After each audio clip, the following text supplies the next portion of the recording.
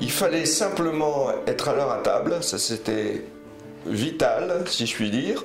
Les repas étaient servis à 12h30, le soir 19h30, il était hors de question d'arriver à 33. Le dimanche, c'était la messe obligatoire à l'église de Ronques. On avait énormément de liberté et aussi énormément de contraintes. Dans le jardin, on pouvait construire des cabanes, faire du feu. Moi, j'ai eu une carabine et un fusil, j'avais 13 ou 14 ans. Ce serait très étonnant maintenant de dire qu'un jeune se promène avec un fusil dans une propriété, mais ça paraissait tout à fait logique. En revanche, il y avait une discipline assez forte. Que ce soit d'ailleurs une discipline au niveau scolaire ou au niveau familial. On tutoyait les parents, mais j'avais des cousins qui vous voyaient leurs parents. Je n'ai jamais osé, ça ne devenait pas l'esprit, de tutoyer un grand-parent ou un oncle ou une tante. Tous les 15 jours, il y avait une grosse réunion de famille où tout le monde se réunissait. Dans la salle de cheminée, c'était pour Noël et pour le Nouvel An. Chaque petit enfant que nous étions devait réciter un poème, une poésie, quelque chose. Une femme de la Fontaine. Une femme de la Fontaine, c'est ce qu'on appelait des compliments. C'est drôle, j'ai les compliments. On a des photos des compliments. On a des photos, oui, oui. C'est qu'il y avait souvent des femmes de la Fontaine. Oui. Et les enfants qui étaient pas, les petits enfants qui étaient pas fort grands, quelquefois avaient des trous de mémoire, c'est plus très bien. Et la grand-mère connaissait toutes les femmes de la Fontaine par cœur. Et c'est chaque fois la grand-mère qui reprenait lorsque ça calait. C'était drôle. Oui. Et pendant ce temps-là, le grand-père, c'est toi qui as d'ailleurs le film cigare, fumait des gros cigares. Oui. C'était son plaisir. Il y avait un garage.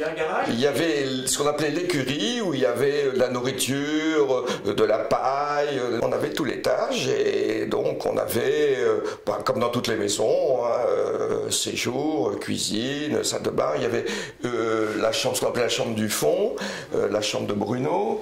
On avait 3-4 chambres. Il faut savoir que le confort, que ce soit au château, mais surtout chez nous dans les écuries, était relativement rudimentaire. C'est-à-dire que les fenêtres, par exemple, étaient des fenêtres à simple vitrage. Quand il y avait des tempêtes ou du vent, on sentait le vent. Et quand il pleuvait, l'eau Quand il pleuvait, quand ça chassait, l'eau pouvait rentrer. Bon, moi, tout jeune, il n'y avait pas le chauffage central. On avait des poêles à charbon dans toutes les chambres et dans le séjour. Après, j'ai connu l'installation du chauffage central au charbon. Il y avait un cheval, ça c'est sûr, quelquefois même 2 chevaux, ça dépend des années. On avait des moutons, des canards, des oies, des poules. Pendant un moment, on a eu des pintades. On a eu des paons. Alors les paons, le problème c'est que ça fait beaucoup de bruit et ça vole. Alors ça se balade un peu partout, on les retrouvait dans Ronques. Je me souviens qu'un jour le cheval avait sauté la barrière, nous étions en réunion de famille et mon grand-père et mon oncle sont partis, ont quitté la table. Et parce que les grilles étaient ouvertes, on avait peur que le cheval se balade dans Ronques. Alors on a fermé les grilles et puis on a récupéré le cheval. Les repas de famille, on tuait 6, 7, 8 canards. C'était moi qui étais chargé de les tuer d'ailleurs. Et puis on les mangeait le dimanche. Vous faisiez canards au poire avec les poires du jardin? Oui, les canards avec les poires du jardin. Il y avait un potager aussi. Ah oui, il y a un potager, un verger. Il y avait un verger. Un verger, on avait des fruits, on avait une serre. C'est le parking aujourd'hui. Oui. Il y a eu 2 jardiniers pendant une époque, puis un seul jardinier. Oui, qui s'occupait de l'ensemble de la propriété. Il s'occupait d'abord de tondre les pelouses. Il y avait déjà beaucoup de travail avec les pelouses.